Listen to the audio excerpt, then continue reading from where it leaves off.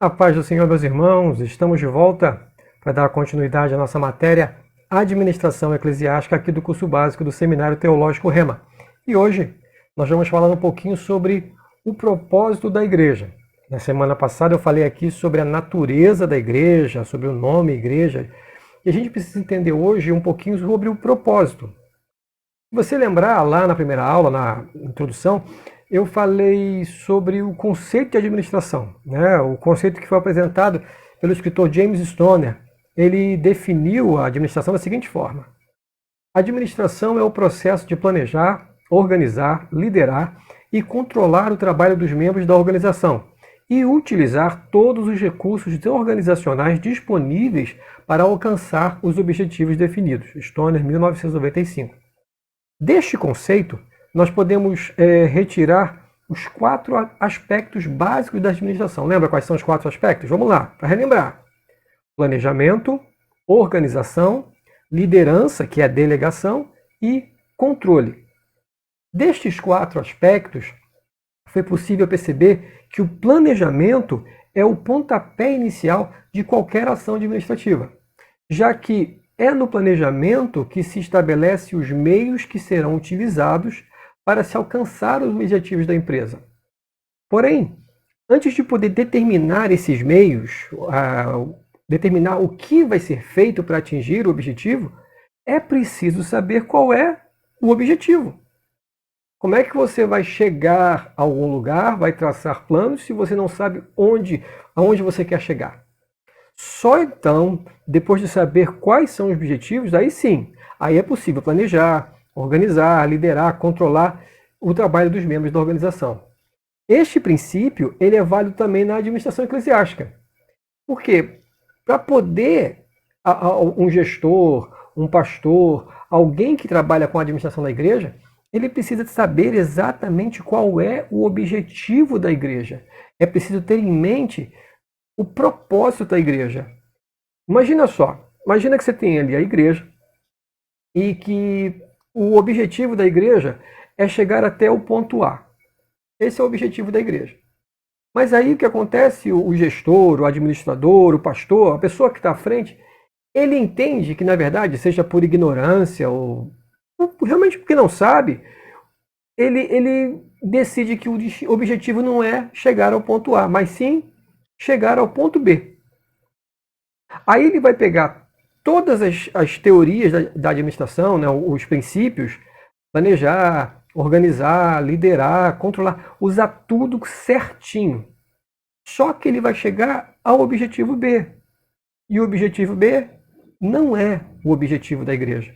O objetivo da igreja é o objetivo A.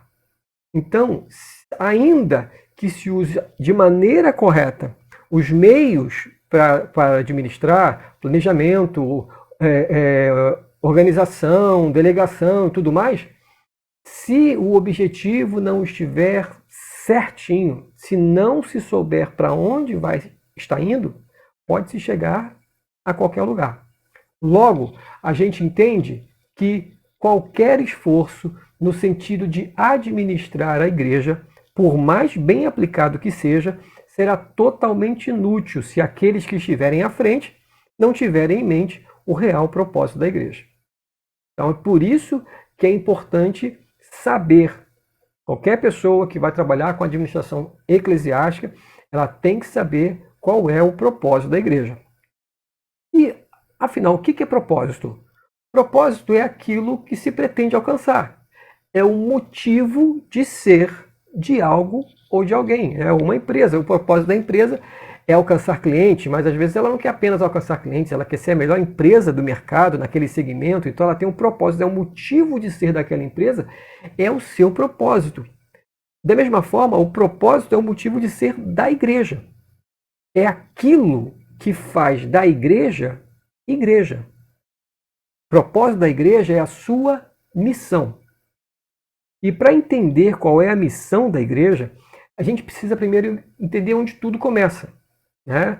E tudo vai começar antes da fundação do mundo, na verdade. Né?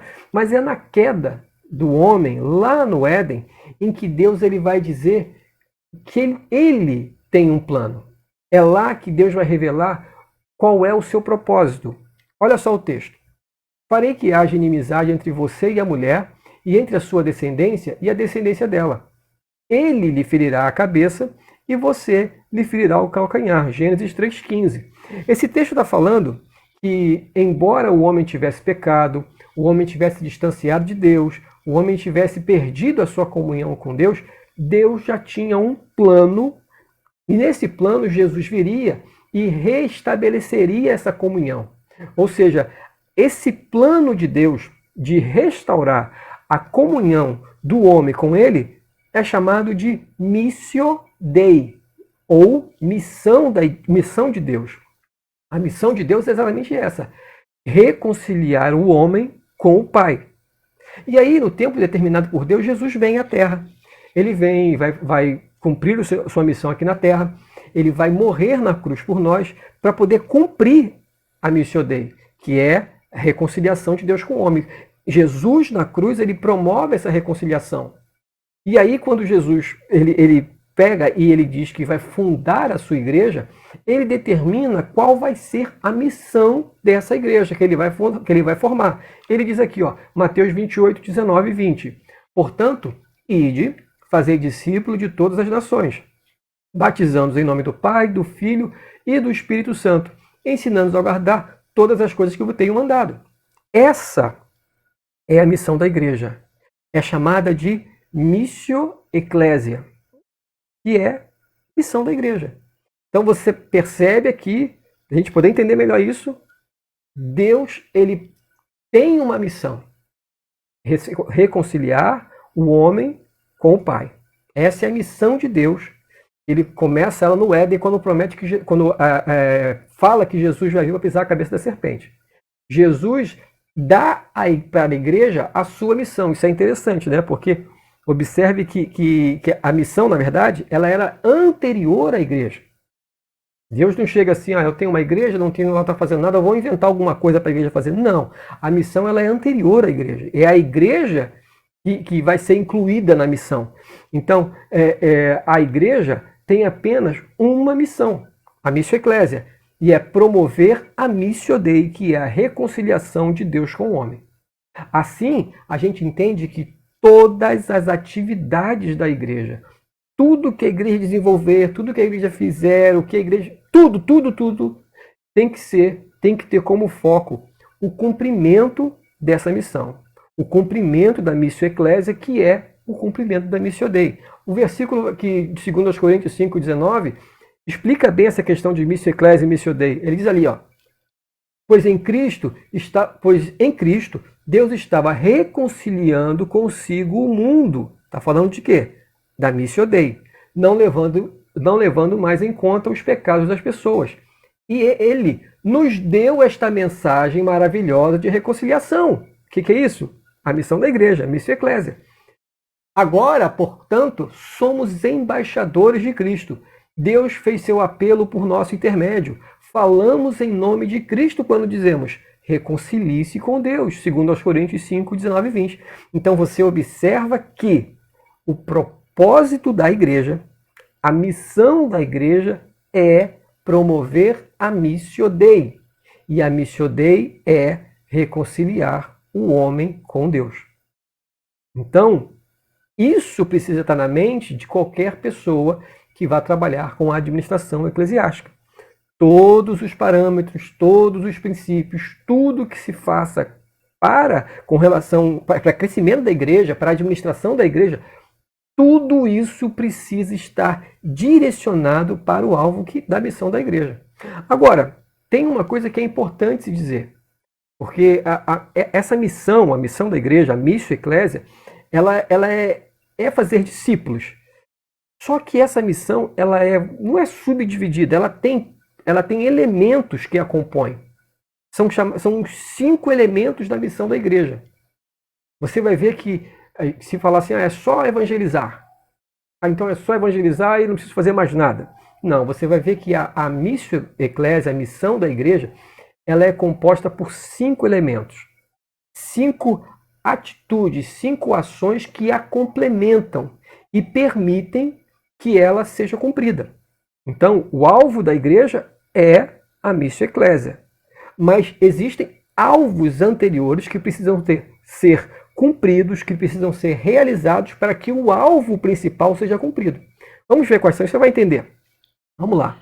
Os 5 elementos são adoração, comunhão, testemunho, ensino e serviço. Aqui está os 5 elementos da missão. Para que a missão da igreja possa ser realizada, para que tenha sucesso, na igreja, no seio da igreja, é necessário que haja esses 5 elementos: adoração, comunhão, testemunho, ensino e serviço. Se não houver, a missão da igreja não terá como ser realizada. Vamos entender um pouquinho de cada um desses pontos? Porque como eu disse, para a gente poder estabelecer os princípios de administração, você tem que ter o foco, você tem que ter o objetivo. E a gente tem que ter em mente exatamente as características desse objetivo, como é que ele é.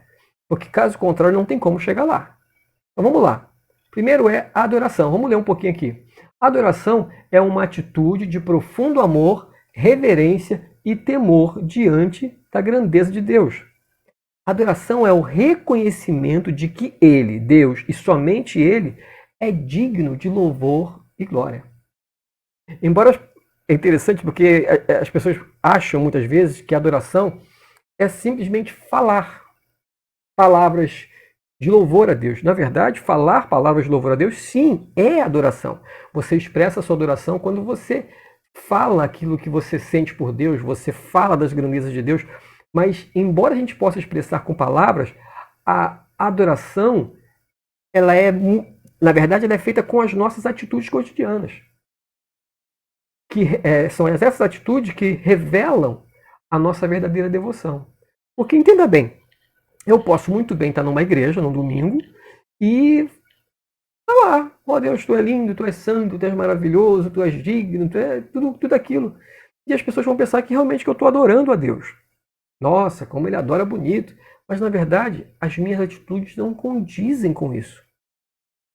A minha adoração, a nossa adoração, ela precisa ser feita não apenas com as nossas palavras, mas com as nossas atitudes. Isso mostra a nossa verdadeira devoção. Assim, todas as ações da igreja devem promover a glorificação de Deus. Observe isso. Se eu tenho que adorar a Deus com as minhas atitudes, aquilo que eu faço tem que promover a glória de Deus, logo eu que sou igreja, você que é igreja, de um modo geral, toda a igreja tem que promover a glorificação de Deus. Na hora de administrar, será que aquilo que está sendo feito está promovendo a glória de Deus? Tudo que é feito tem que ser feito para isso. Porque olha o texto, 1 Coríntios 10, 31. Assim, quer vocês comam, bebam ou façam qualquer outra coisa, façam tudo para a glória de Deus. Interessante que ele começa colocando, o texto fala de 2 coisas triviais, comer e beber. São triviais, mas são extremamente necessárias. Se você não comer e não beber, você morre. Mas é alguma coisa que você faz todo dia, que você faz naturalmente, que você não precisa pensar para fazer. Você tem que fazer, é a tua natureza. Se você não comer ou beber, você vai morrer. Ele está falando, olha, se você fizer a coisa mais trivial do mundo, mais simples do mundo, ou qualquer outra coisa, isso tem que glorificar a Deus. Isso tem que glorificar a Deus. A gente percebe que a adoração é muito mais do que o momento do culto. Por quê? Porque você tem lá, você está no culto, aí tem lá o momento do louvor, vamos adorar a Deus, levante as suas mãos e tarará. Bênção. Levante suas mãos se você sentir vontade, adore a Deus e expresse a sua adoração sem problema nenhum. Isso é bênção para a tua vida. Agora, será que a adoração se resume apenas um momento? E os demais momentos do culto? A adoração ela não se restringe aos louvores. A palavra, o louvor, a oferta, tudo que é feito no culto é uma expressão de adoração. Você sabia que até quando você ora, ainda que você esteja pedindo alguma coisa, a sua adoração é uma expressão de adoração? Sabe por quê? Porque quando você ora, você fala com Deus, você está admitindo que somente Deus pode te socorrer. Somente Deus tem condições de te ouvir.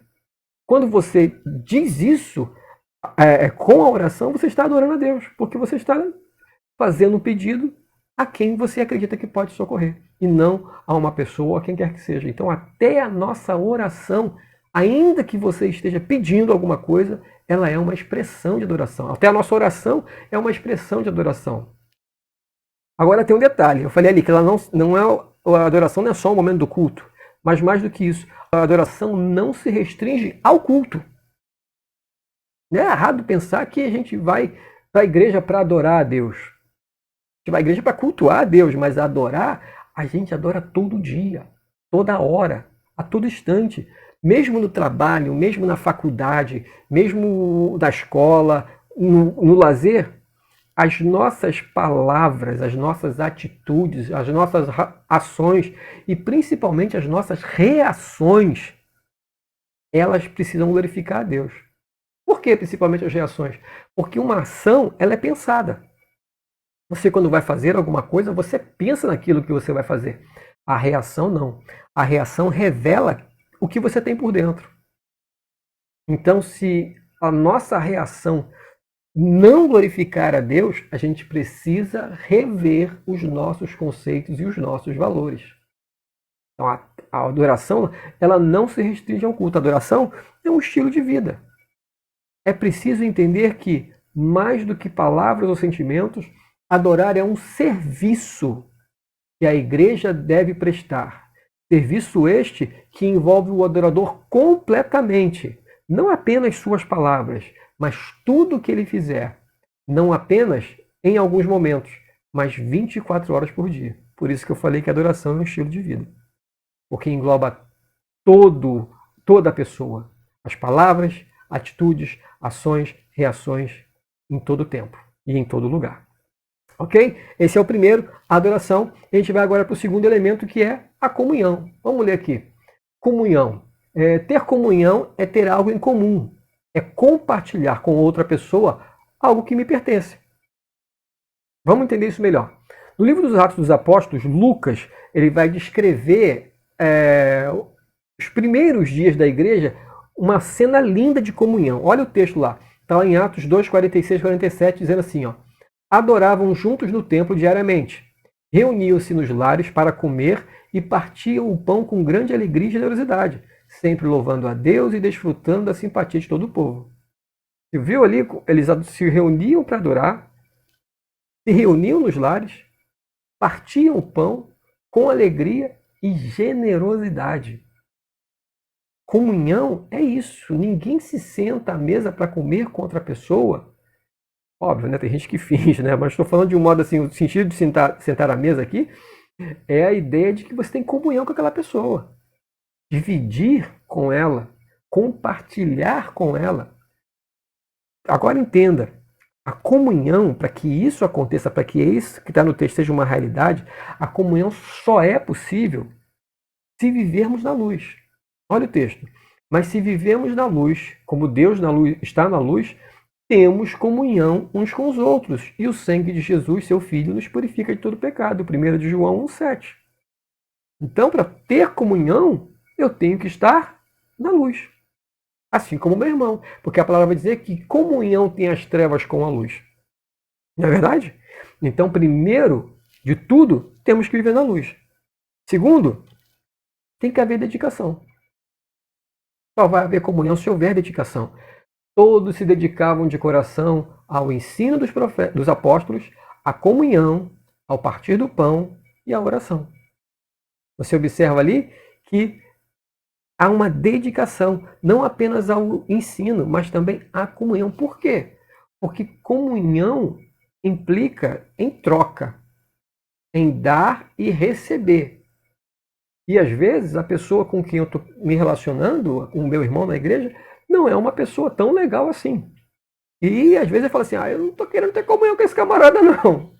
Por isso, olha, tem que ter dedicação, tem que ter esforço, tem que ter sacrifício. Comunhão implica em abrir mão.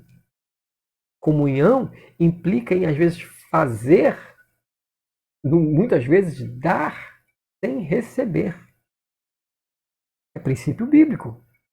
Às vezes está um pouco esquecido isso hoje em dia, né? Mas tem que haver dedicação. Caso contrário, não tem comunhão. Só vai haver comunhão se houver amor. Olha o texto. Por isso, agora eu lhes dou um novo mandamento. Amem uns aos outros, assim como eu vos amei. Vocês devem amar uns aos outros. João 13, 34. Observe ali que Jesus não diz apenas que temos que amar. Ele diz como temos que amar. Ele dá referência a ele mesmo. Assim como eu vos amei, amem uns aos outros. Como é que Jesus nos amou? Já parou para pensar nisso? A palavra vai dizer que Deus nos amou quando nós ainda éramos pecadores. Quando tudo que nós merecíamos era o inferno. Deus nos amou primeiro, sem que nós fizéssemos nada para merecer isso. A palavra ali, amem, é o verbo agapau, de onde vem a palavra que a gente conhece, ágape, que é considerado o amor de Deus.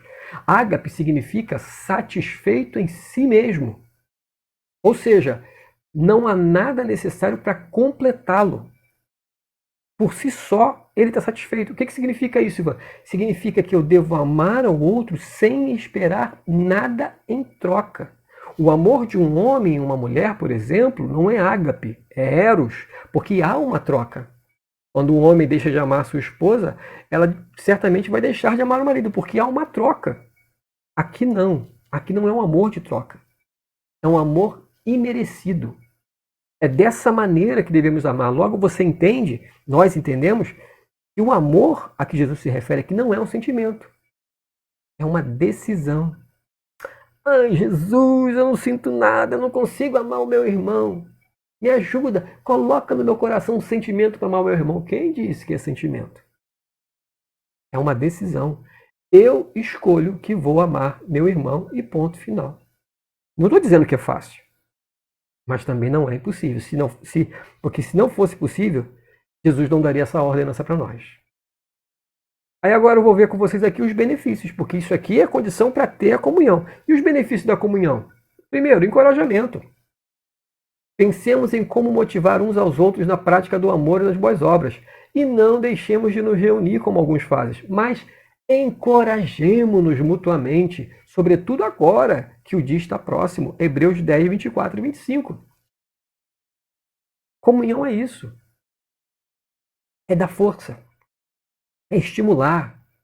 É ver aquele irmão que fica nervoso com uma oportunidade de fazer uma oração. Fala, calma, Deus está contigo, Deus vai te usar, Deus vai te abençoar. É ver aquele irmão que está passando por uma dificuldade e chega, não, Deus é prova, mas Deus está no negócio. Deus, você vai sair daí mais forte. É encorajar, é levantar, é ajudar. Só tem isso na comunhão. O que mais que tem? Comunhão promove crescimento. Portanto, animem e edifiquem uns aos outros, como tem feito. 1 Tessalonicenses 5,11. Edificar é crescer.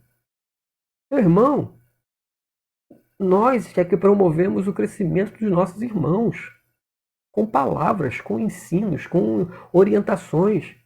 Você tem pessoas na igreja de todas as idades espirituais. Estou falando de idade natural, não, idade espiritual. Tem gente que é mais madura, tem gente que é menos madura. E aquele que tem mais maturidade precisa aprender a usar isso e abençoar o irmão a crescer. A orientar os mais novos, tanto os mais novos de idade quanto os mais novos espiritualmente falando. Vem da comunhão, do crescimento. Isso promove crescimento, promove socorro. Ajudem a levar uns fardos uns dos outros e obedeçam, deste modo, a lei de Cristo. Gálatas 6,2. É na comunhão que tem socorro.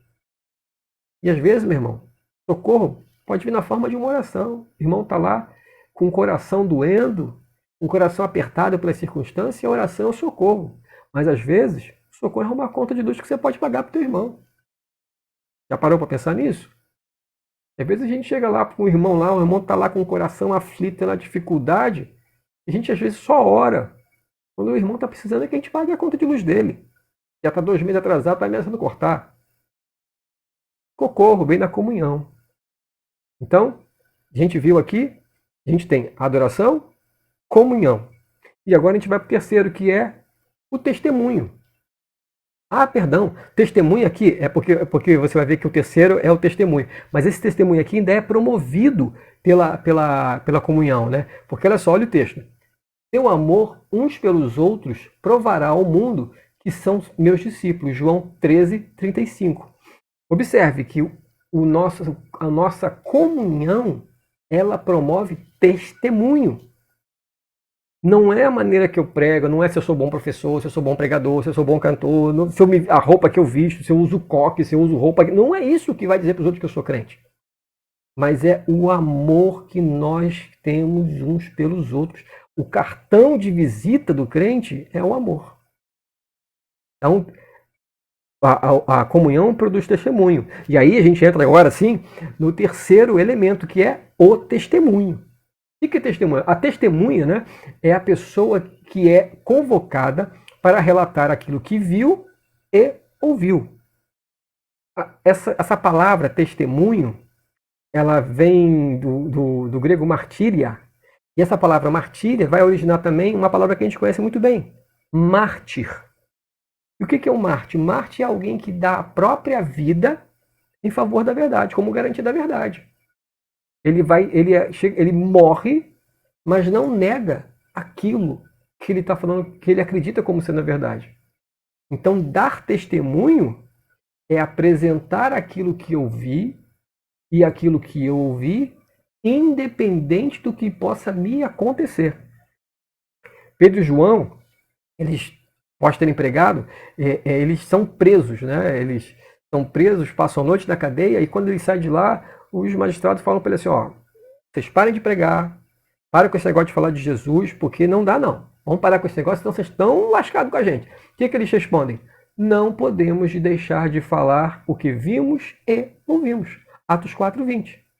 Logo, testemunhar é não medir esforços para apresentar diante de quem quer que seja o motivo da nossa fé. É interessante porque, de um modo geral, a gente está mal acostumado com a ideia de que quem tem que pregar é o pastor. É o pastor que tem que apresentar ao incrédulo a palavra de salvação. Aí eu convido o vizinho para ir na igreja, naquela esperança, não, olha, ele vai ouvir a palavra e ele vai se converter. Quando, na verdade, o nosso testemunho diário é mais do que suficiente para apresentar Jesus. Ou para afastar de Jesus. Observem isso. Nossos vizinhos estão nos observando.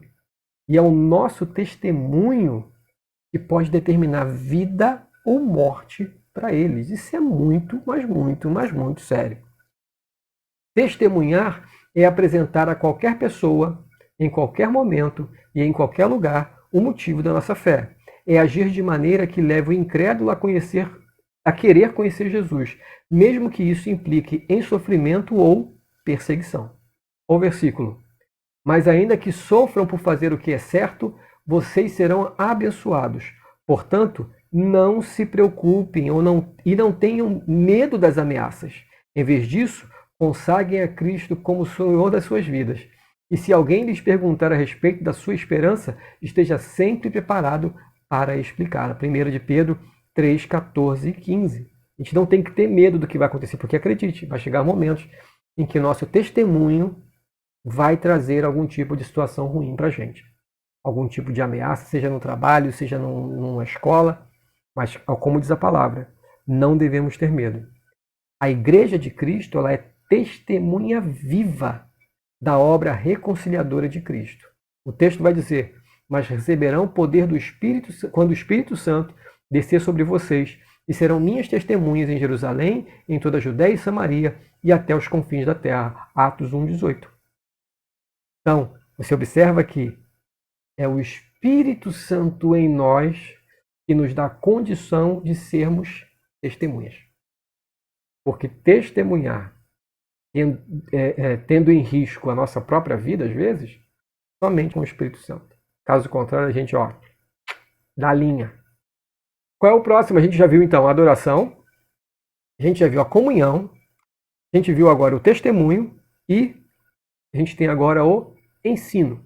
Ensino é ensinar a discipular. Ensinar é mostrar para o crente que existem arestas que precisam ser aparadas. É falar para o irmão que existem situações que precisam ser corrigidas. Mas não apenas de uma forma geral. É mostrar para ele que é ajudar o irmão a identificar essas arestas na própria vida. Porque falar que tem que ser feito, está falando de uma forma geral. Mas é mostrar para o irmão que coisas precisam ser mudadas na vida dele. Obviamente, é baseado na doutrina, baseado na palavra. Não é naquilo que eu acho, mas naquilo que a Bíblia diz. E mais do que isso, ensinar é mostrar como estas arestas devem ser aparadas. Então, ensinar é dizer, ó, tem coisa que precisa ser corrigida. Ensinar é mostrar para o irmão que essas coisas que precisam ser corrigidas estão na vida dele. E ensinar é mostrar como isso pode ser corrigido. O versículo que fala do ensino é 2 Timóteo 4,2, que vai dizer, ó, pregue a palavra, esteja preparado a tempo e fora de tempo. Repreenda, corrija, exorte com toda a paciência e doutrina. Somente por meio do ensino da doutrina é possível criar crentes fortes, capazes de reconhecer o perigo e vencê-los. O texto vai dizer que o propósito de ensinar é esse aqui. Ó.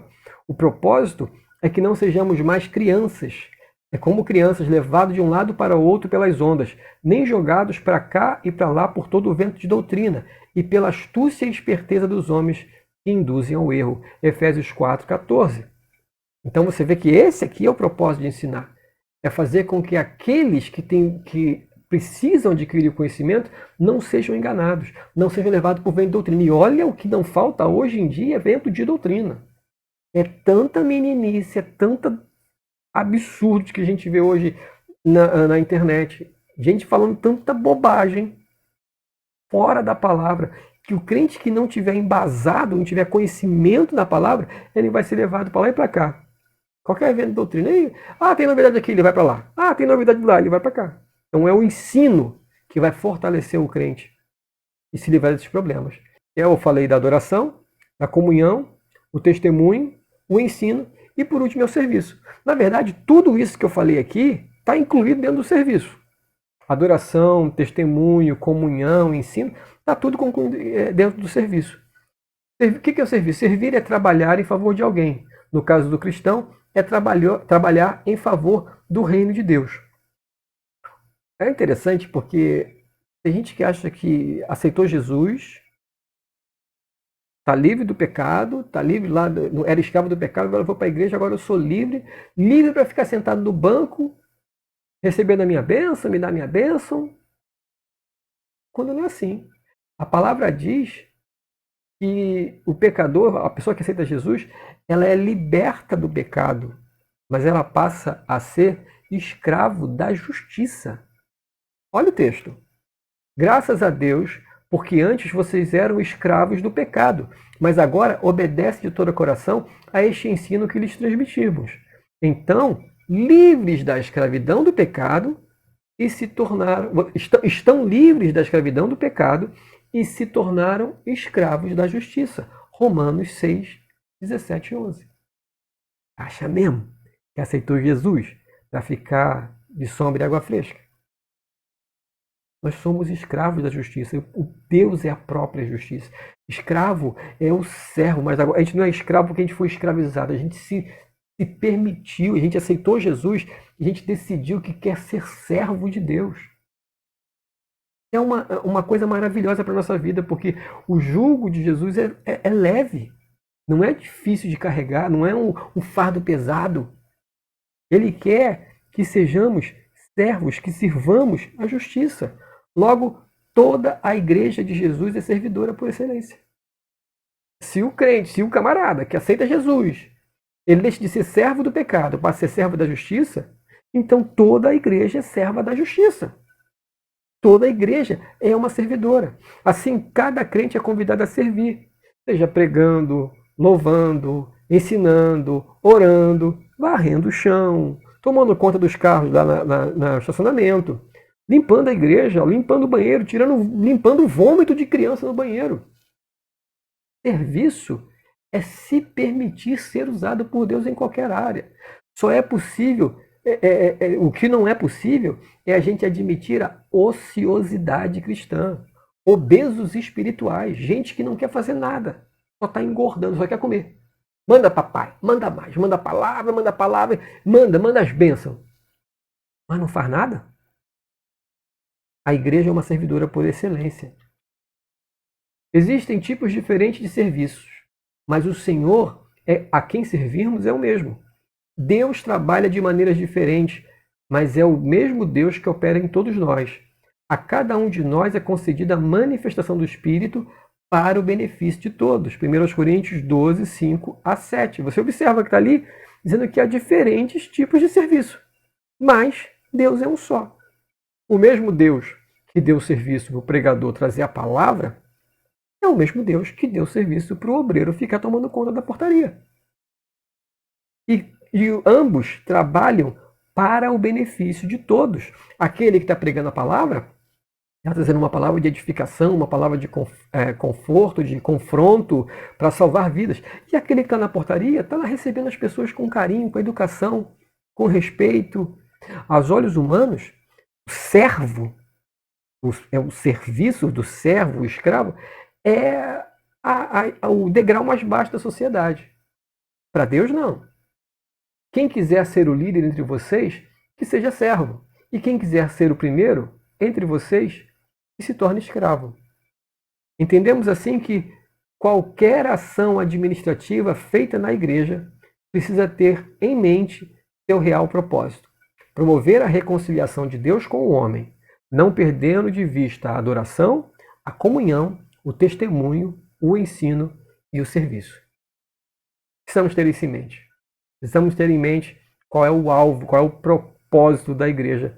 E aí sim, dá para colocar em prática os ensinos da administração. Amém? Bem, por hoje é só. Espero que você tenha gostado dessa aula. Semana que vem, se Deus quiser, estou de volta aqui para a gente continuar essa nossa conversa. Eu vou deixar hoje um trabalhinho lá para fazer essas nossas 3 primeiras aulas, tá bom? Deus te abençoe. Até semana que vem. Fique com Deus. Paz.